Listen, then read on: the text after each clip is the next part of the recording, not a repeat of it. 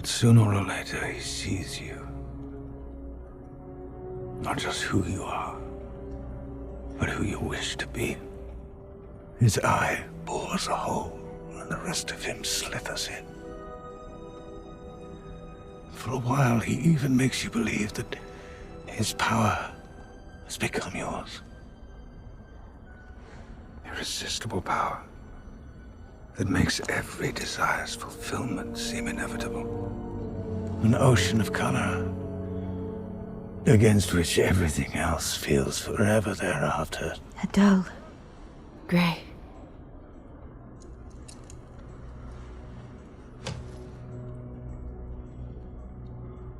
What did he promise you? An army. Do you want to know what he offered me? I cannot. Children. Then it would seem he gave us both what we desired. You see, it is not his lies which must be extinguished. It is him.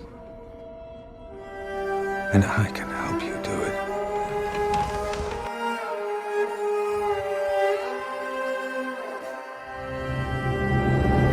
From Providence, Rhode Island, welcome to the Rings of Power with Mary and Blake. It's a podcast dedicated to the Rings of Power on Amazon Prime Video.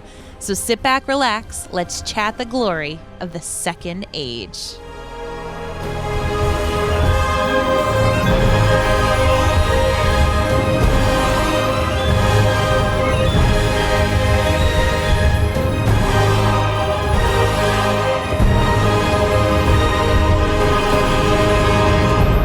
And welcome back. My name is Mary Larson. My name is Blake, and I love those kinds of scenes, Mary. Adar and Galadriel share this really interesting relationship. And I remember one of my favorite scenes last season was the two of them together when the roles were switched, right? Here we are again. And I think there's a reason for this, my love, but we'll get into that in a little bit. Interesting, though. Very interesting. That was a really interesting scene, and I knew you were going to love it. Just like I know how you love all the Blackjack Randall, like, dialogue/monologue. I'm just going to lay out everything in my evil ways kind of conversation. Yes. Good old Outlander right there for you.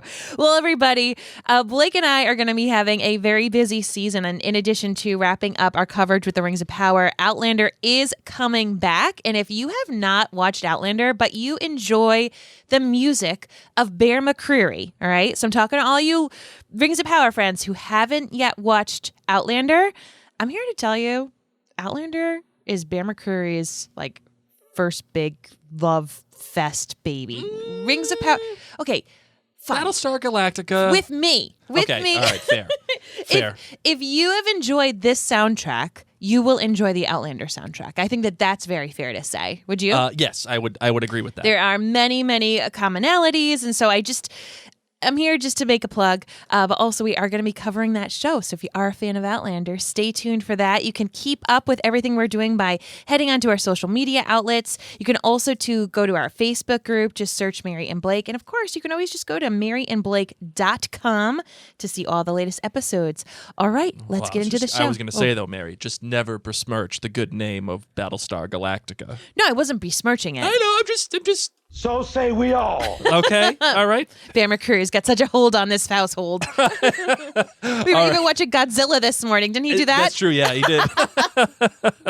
That's actually really funny. Literally the soundtrack to our life is Bear McCreary. Oh, all the time. All right, here we go. Let's get into the show.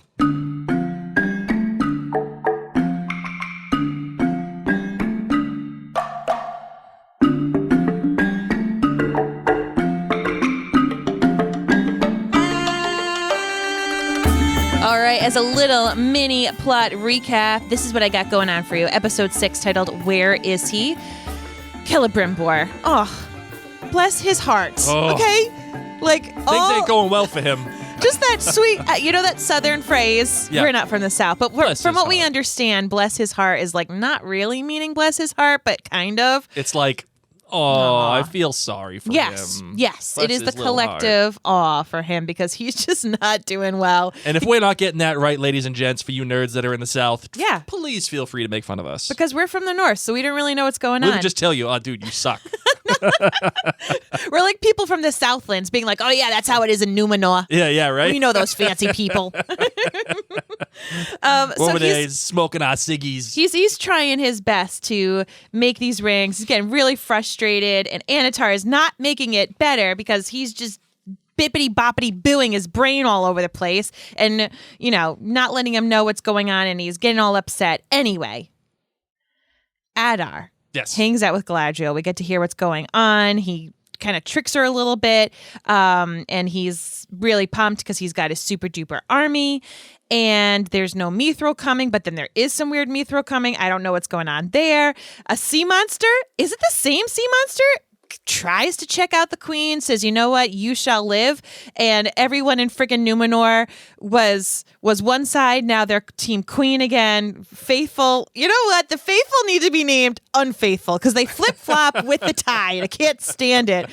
Tom, a.k.a. Hagrid of the series, he's just so darn sweet, but it doesn't make any sense. You're a wizard, Harry. Right? He's like, choose a path, don't choose a path. This is your last chance. This poor stranger can't get a break.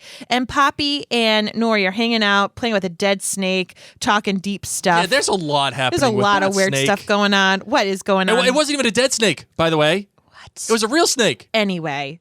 And then Galadriel and Adar do not end up on the same page. Galadriel's really nervous that Adar is just leaning into Sauron's grand plan. Yes. Oh, and we can't forget that stuff's going down with the dwarves. They don't want to give more Mithril, but it's actually because the king is greedy and he wants to dig more Mithril.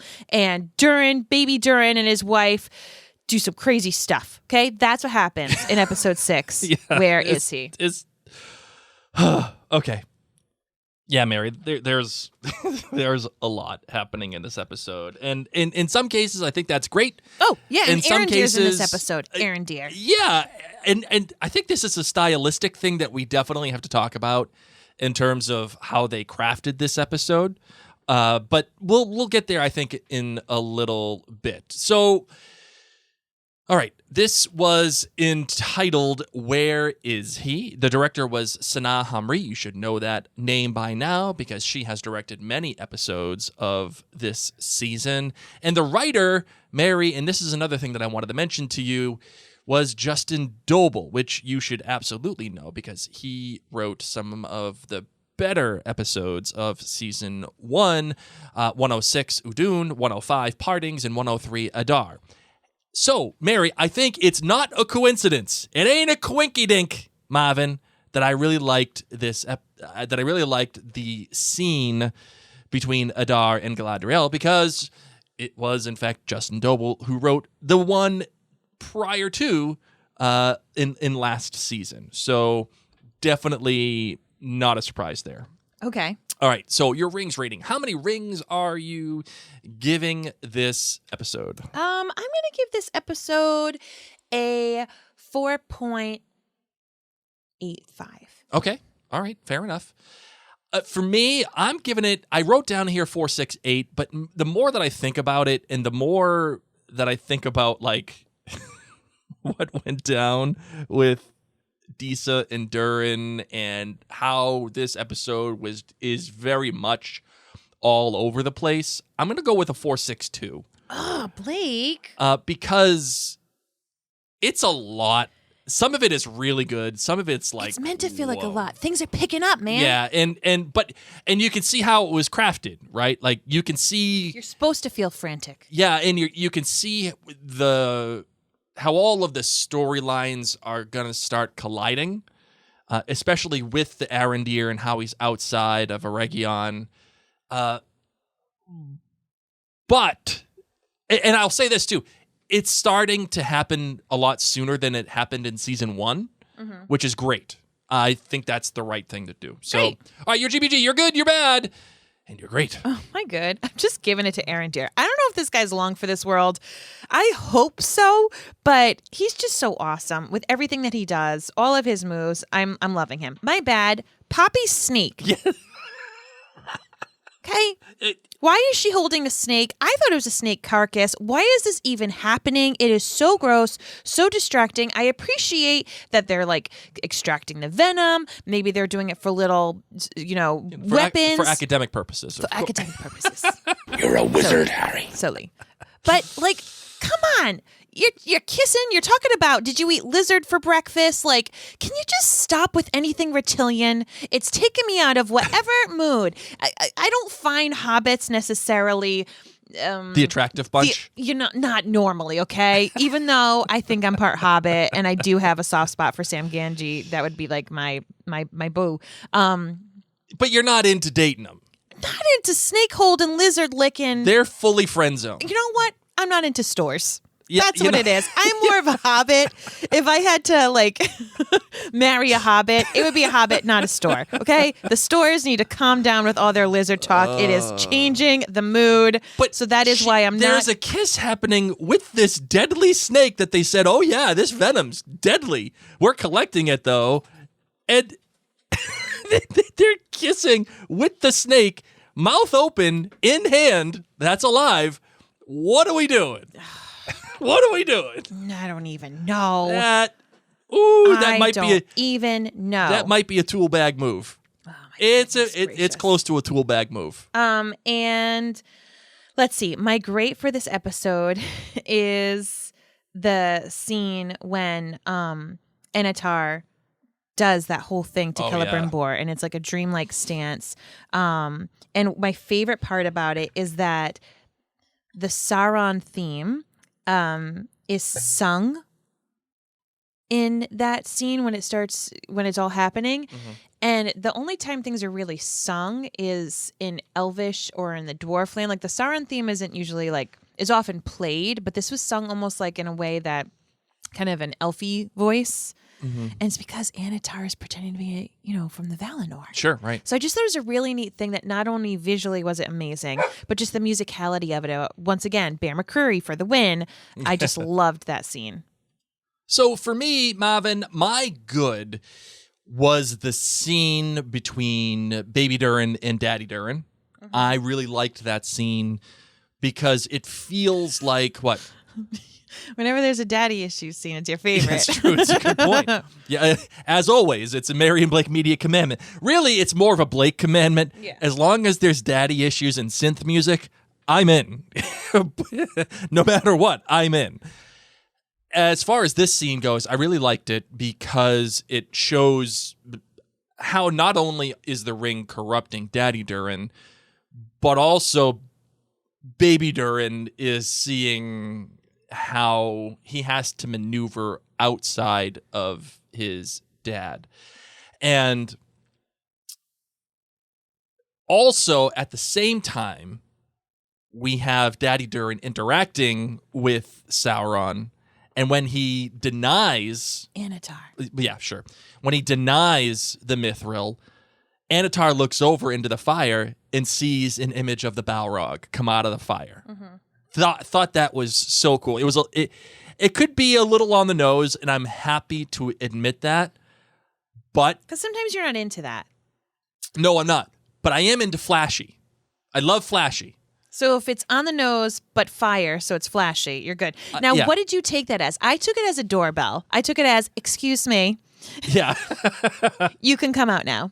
Yeah, it almost felt to me like, yes, that, or also Sauron can see what's coming. And he's like, okay, yep, I get it.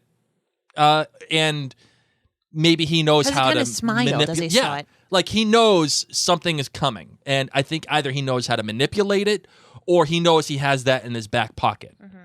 So I liked that. And also, again, I see and I love the fact that Daddy Durin does make the right choice. But it's not because of it being right.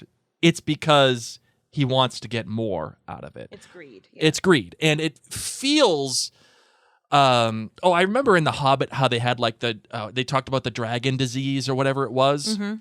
It feels like that a little bit.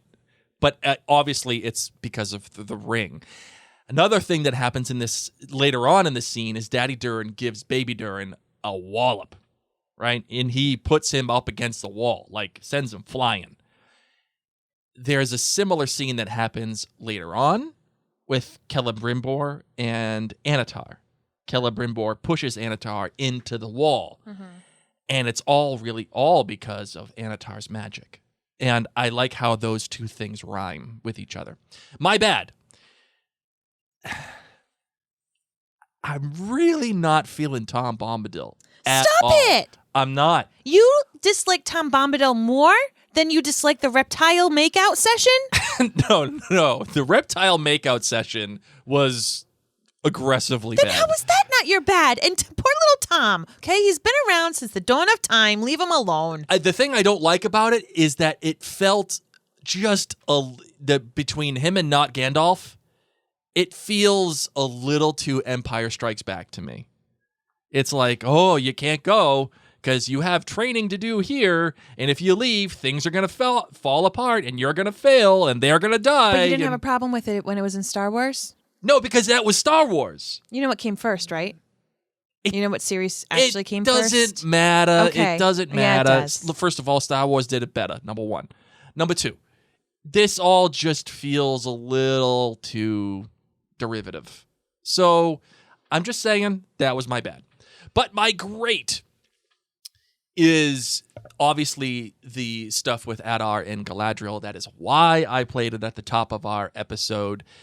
And what we have talked about, Mary, leads into this. And that is, for the most part, Sauron is always telling the truth. And it's not that the truth of the matter has to be eradicated. It's him that needs to be eradicated. And it's almost like be careful what you wish for, because what you get, you're like, Galadriel is going to get an army. It's going to happen. But it might be a hopeless battle. Adar wanted children. But they're just grown-up orcs. They're orcs, and it's just it's not what you probably thought. And we notice, though, for the first time, Mary, I think in this episode, what? It's like, you know, when you try to make a recipe and it's a massive fail, you know, like those cookies. You remember I've seen several years ago, like people were trying to make Sesame Street cakes and cookies and they looked really sad as Cookie Monster Elmo, and they'd use that hashtag nailed it. It's like Sauron promises Adar, yeah, sure, I'll get you some kids. It's a big picture of an orc. Yeah, nailed it. You want a kid? Here you go. That was one of my favorite internet sensations ever. The Sesame Street cookie fails? It was so great. I could go back and listen and watch. Look at those now and still laugh my butt off. Anyway, I really liked it, and this is the first time, Mary, that we noticed that Sauron actually really does lie, and he really puts his power to a test by creating a fictionalized world in order to manipulate Celebrimbor. That does not portend well, I think, for Celebrimbor, number one, but also Sauron too, because it feels like he's getting more and more desperate, and time is running out. And I wonder if that's going to take a toll on Sauron that he doesn't expect. He'll be a bit more frantic. Yeah. So that's that. I do want to mention Arondir, though, Mary. Oh, he's my boy. I know he's your boy, and he can do no wrong. Like the way this episode started with the fight scene and killing orcs and the whole thing, you thought, oh man, Arondir's gonna get in this episode and kick some freaking orc butt. I needed the 80s rock medley. I need a hero with him busting through. Yep. You know what? I would have been down with it. Let's get flashy. Let's get weird. Come on, Bear McCreary. But we get one scene with Arondir, and that's it. And One it is shows enough him for me as long as I have him in my life. I mean, it's those eyes. It's quality, not quantity. It's so dreamy. So dreamy. Can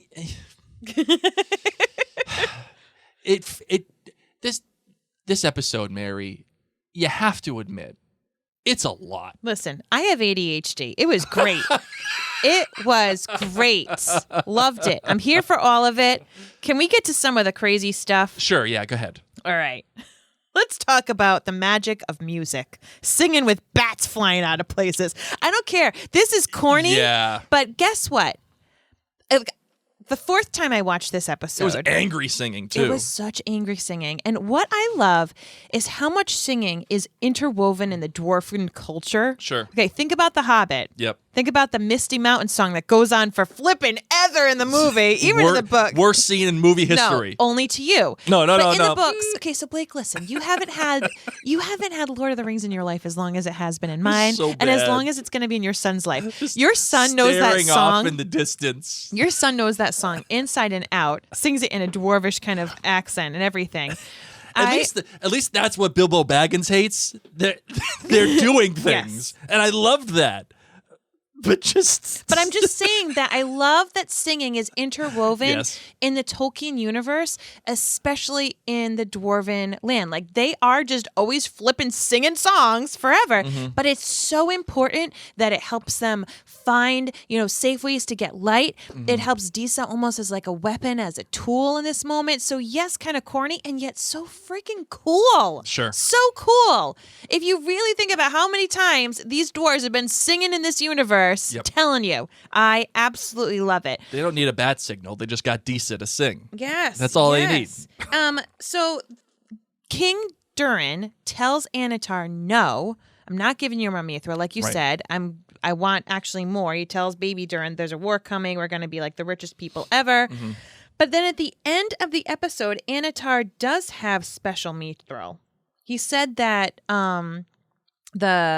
the like lead dwarf guy gave him this like super special powdered Mithril. Right. What the heck? It makes me wonder Did he steal it? if he either one somehow stole it, or two, it's not Mithril, but it's something that he is going.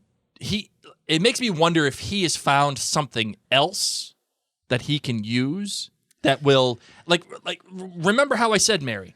It feels like Sauron is getting more desperate, and he knows that time is running out. So he is going to use something else to help forge the rings. Filler. Something, but that he has a very specific power over, which is why, because these are the rings for men now, right? And as we know, the rings are given to the however many. 9. 9. Okay, great. However many. Where have you been? Whatever, you know what I mean. And things don't go well for Mortal those men guys. doomed to die, Blake. Correct. It's in the song. Things don't go well for those guys. And I just think, I don't think it's Mithril. I think it's something else. Ooh. And that is what makes the 9 kings Like super crazy. eventually become the ring wraiths. Okay. That's what I think. All right, Marvin, before we continue, let's take a moment to thank our partners who help make this podcast possible. All right. So, then let's go to another crazy place. Let's go to the town of Numenor, Okay. which has another great conversation. Mm-hmm. We have Elendil, his daughter. She's saying, please change your mind. You're going to have to go and, be judged by the Valinor. And the queen ends up coming in. And he is such a Gryffindor. He where is he says, such a I'm not freaking going to lie. Gryffindor. I'm not going to say that Pharazôn is my king. Who would I be? I wouldn't even be the man that you're now having feelings for, like while you touch my mighty chest. Thank you very much. And then he ends up going See, down. I feel like Elendil is more your type than Arondir? Arondir. I would not be unhappy with either. Let's just put it that way, okay? Both of these brave men, whether you're elf or like elf distant, bring it on. Beggars can't be choosers. I'm happy with his you. mighty chest. He does have a mighty chest. He Sure. does, okay? So he goes down. He's about to go swimming, and the queen comes down. Here's my question. How far away is her castle? She's blind. Yeah, that's a lot of traversing. That is so much traversing. Did they at least give her a carriage? She had someone helping her walk down the stairs. She got in her cute little swim outfit. Yep. She comes at the right moment. They're about to put Elendil in, and she's like, no. She timed it really well. Oh, she needs Imagine if she showed up and it was like just a minute she can't too late. See the clock. Right, exactly. So she goes swimming, and the friggin' beast that ripped apart the ship episode 1 is what comes to her. Yeah, it's what it the looked Leviathan. like. Yeah, sure. Yeah, it's the same thing. Okay. Okay, let's get into this a little bit. Say it is the same one. Sure. Say it isn't even like the same species. But like, let's just say that it's the same exact one. This is a Leviathan. This is a creature like left here from the Valinor to deem worthiness. Was the Leviathan breaking that boat to kill Sauron? And then remember when it's in the water, it like hurts it. It shivers away. It comes over and it sees Sauron, and Sauron looks at it, and the Leviathan, the creature, like almost looks like it gets a migraine headache and shakes its head and goes away. Was that entire ship destroyed solely because Sauron was on it? Is this truly like a Valinor elf creature who can see the good, who can see the bad, and did that all? Granted, innocent people were killed in the process. Yeah, but you know what? Because it was protecting the water from Sauron. I love this take, Mary. I think that's a really great hot take. And then here's another hot take. Okay. Would it have let her go if she could actually see? She just was pulled under. She doesn't know what it looks like. You know, like what happens if you freak out? You could have a heart attack if you saw that thing. I would not have lived. If it pulled me under and I saw that thing with its tentacles, I would have just died right there like a little bunny. But she can't see. Bunny, just flop over. So was it like, wow, she really is brave? Well, she can't see you, man. I feel like it's probably a little bit more than just like you're kind of lucky that you can't see it. You know, and then like, oh, she didn't die. Whee! You know, I think it's probably more like a thing that it can sense. Yes, your soul and stuff. But then she comes out the exact right moment. The Valinor has deemed her worthy. And all these people who are just cheering for her to essentially die now are calling her the queen. No wonder people are fickle. Very fickle. Very fickle. Well, Rome is fickle too. So it's hard not to feel that way. But what worries me more about all of this is not their fickleness, because I would leave. These people suck. What worries me more is Pharazôn. When he's touching that Palantír. Yeah, and something to me feels like Pharazôn does something to get power, or he's probably going to get a ring. Right, and by him getting a ring, that is what brings the end of Numenor. Yes. That's what it feels like. He's going to he thinks, "Oh, I'm going to get this thing." And it's going to help Halbrand. Me. Right. Well, no, he sees... Does he see Halbrand? He does. I thought he sees the eye. Elendil. Oh, he does see the eye. No, he sees Mount Doom. He sees the fire, and he sees Halbrand. So now he knows who to look for. Sure. And to me, that also means that Sauron sees him.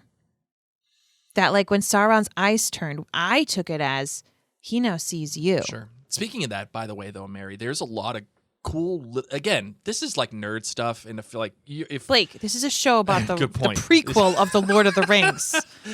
And again, I think there's an argument to be made that it's on the nose, and it's a little fan servicey. Once again, Blake. Yeah. But I kind of like this, and it's that there are some really cool references to The Lord of the Rings where, for example, Adar says, when his eye is upon you... Sauron can make you feel, whatever.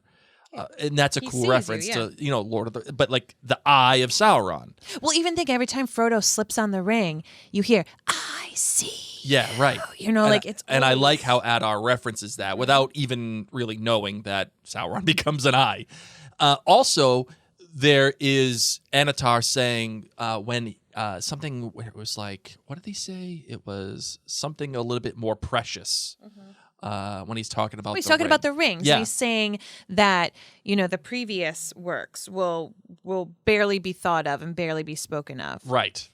And he hands over the hammer of Feanor, which was really cool too. But I kind of like that. Yes, he says something. He expanded the mining operations for something more precious. Mm-hmm. Again, a little on the nose, but interesting. I like how they write these things in there. Agreed. Okay. You know what I thought? I couldn't shake it, Blake. Yep. The scene that you played in the beginning between Adar and Galadriel, Mm-hmm. straight up Pirates of the Caribbean, Elizabeth on the boat, Elizabeth Swann on the boat, Yep. and the captain feeding her and watching her eat. Good point. Because he can't eat. If this is what happens, evil people of the world, if when you capture a damsel in distress, you give her food that she doesn't have to make. I live in Providence, Rhode Island. Please capture me next. Because why? I don't have to cook it? Okay, great. Thank you. Thank you. I didn't set the table. I didn't go food shopping. I didn't have to go to Trader Joe's on a Sunday. Oh, my God. Oh, that's misery. Trader Joe's on a Sunday? Come on, we Unless don't you do go that. during a Pats game, then you're okay. That's true. Good point. So it completely just made, I was taken out of the Lord of the Rings universe and I was put on a ship in the Caribbean. All he needed to say was, I'm disinclined to acquiesce to your request. Don't you wish Galadriel said that? Then a monkey jumps out. Yeah. Except it's an orc monkey. So, but on the flip side, he's obviously whining and dining her because he's trying to get out of her this information. Right. Question for you. If Galadriel didn't say, when he's like, well, what happens after we win this battle? Do me and my kids get to come back to Valinor? Mm-hmm. And she basically is like from Clueless, as if. I know. It's like the most blonde way possible. As if. And she just like pushes him away. Yes. Do you think if she had responded in a more appropriate way, would this have all been real? Because it comes off, then she's mad at him and she's like, you lied, you wined and dined me just to find out where my ring was and to figure everything out, to make sure that Halbrand Sauron.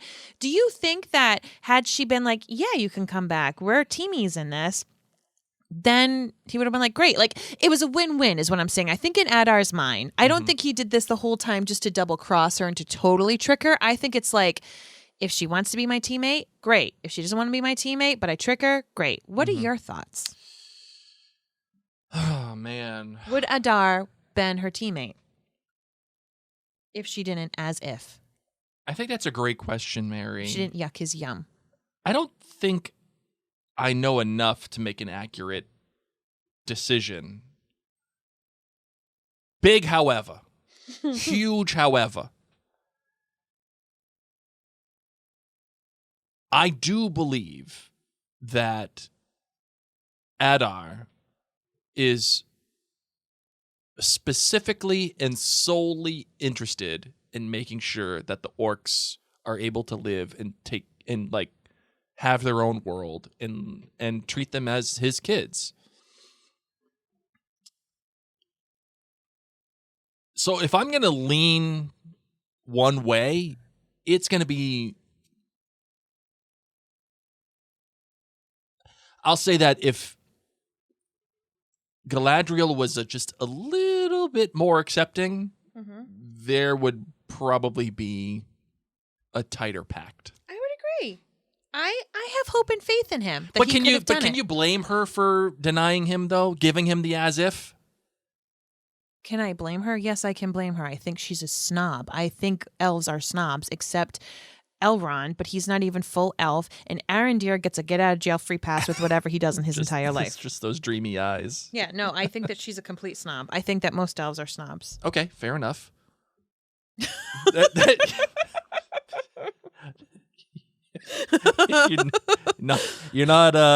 You're definitely not on the fence about that one.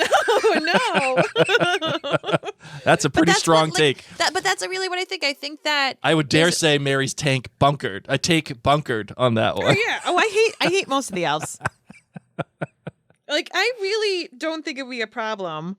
When Daddy Durin's like, life finds a way. That's true. If the elves are going to die, the elves are going to die. Mm-hmm. We don't need to save them. I was kind of okay with that. All right. I got to talk to you about the Nori and the Poppy of it all, Mary.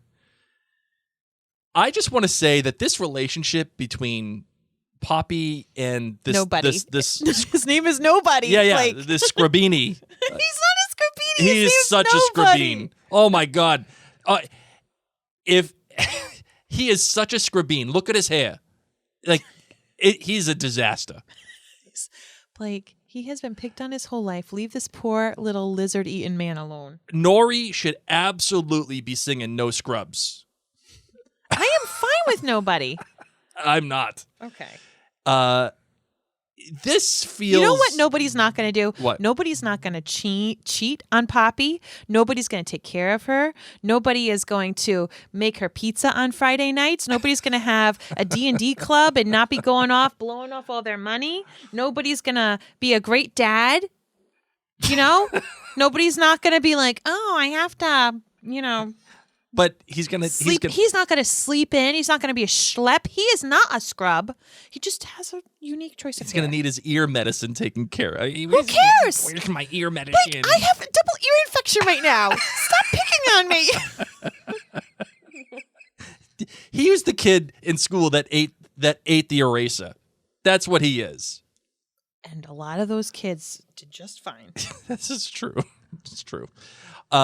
This relationship, Mary, has moved pretty quickly. We got kissing. God knows the Scrabine's going to want to go to second base by the next episode. I feel like Which is rubbing feet for Hobbit. Yeah. I feel like it's a little aggressive for my taste. I'm actually especially okay, with the snake. The lizard, that's it. I really just have a problem with the lizard, snake, all that action because Poppy is an orphan. Poppy has lost all of her family. Her family is essentially Nori. Mm-hmm. But Poppy doesn't have her own family. And the stores, this whole conversation about like, this is our home. This is where my family made this home. I was married here. I buried my husband here. Like, Poppy doesn't have that. My heart breaks for her. Mm-hmm. And she might now be able to have a home and a family. Oh, be still my heart. I don't care if it's with Nobody. They can have lizard kissing all the day. I want Poppy to find happiness. Some people are into weird stuff, man. But if Poppy settles down with lizard Nobody, where does that leave Nori? What happens to Nori? That's a great question. Because Poppy won't need Nori anymore. Nori has been Poppy's family. Right, and notice, too, that Poppy does not tell Nori about the kiss. I'm pretty sure everyone could see it. I'm just saying, like, there's...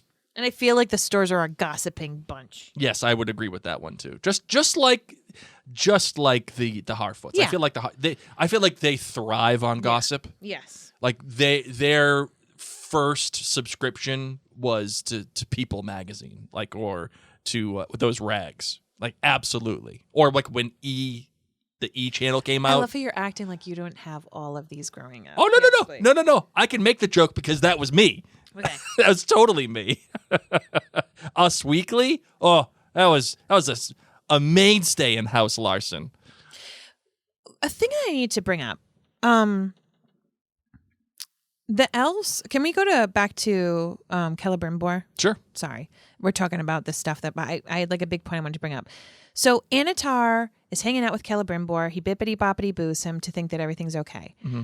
Then Annatar's walking around and everybody is all up in arms saying, here's what's going on, and the merchants normally fill up this bridge and they're not here right now, and normally people travel over here, but only one soldier returned. He returned dead.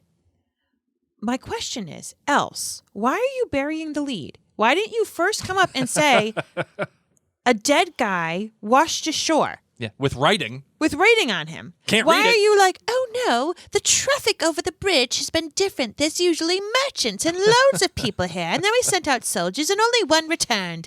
Oh, where is he? He's dead. What are you doing? You come running and say, "Excuse me, there's a dead wet man with writing on him." Who cares about the quiet bridge? Oh. Burying the lead. Why did they do that? What are you doing? Like, where's the communication here? Yeah. I feel like they're underselling it a little bit. Yes. Oh, yes. Let's tell you about this problem with all of the backstory. I don't need the backstory. It also is a little convenient that it's in the black language that only Sauron can read. Why is that convenient? Well, because that means The Orcs and Orcs wrote it. That's what I'm saying. It's convenient because then if the elves could read it, then it would be like, where is he? Well, this Annatar just showed up out of nowhere, and wouldn't you know, now a dead guy is up on it. Just ends up on the shore. I feel like those two might be connected. Not gonna lie. Another thing that makes me think, Mary, is yes, clearly this is all part of Sauron's plan, meaning having the orcs show up. But what, Mary, do you think Sauron does to get the orcs to flip sides? Because that's coming. Yes. Like, what could that be? I bet you they're just as friggin' fickle as Numenor. I mean, they already were. They were on his team before, and then Adar kills them, and then they're like, "Oh yeah, Adar, father." He's probably going to do the same thing. It makes me. Oh, you know what? It probably goes back to that scene where we saw the orc baby and the orc family. Yeah. And that might.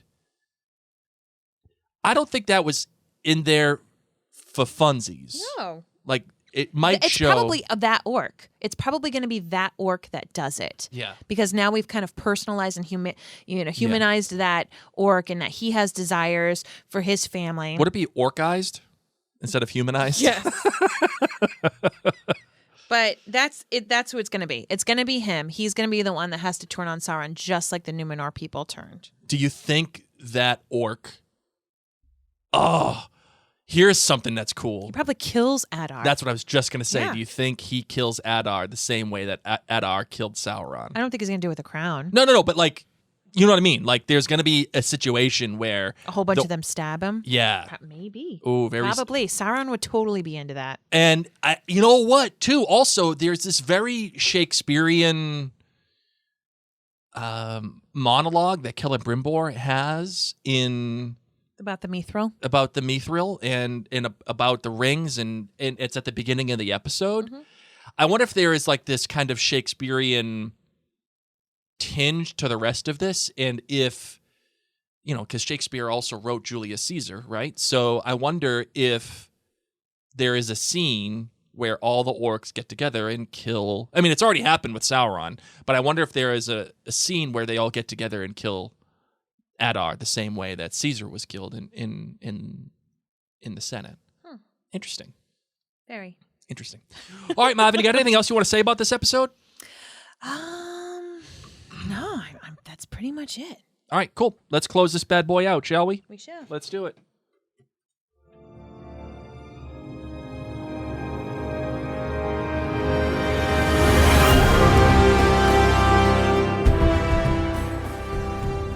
We want to thank you all so very much for tuning into this episode. Blake and I appreciate every single download, and know that you can reach out sending us an email at maryandblakemedia@gmail.com.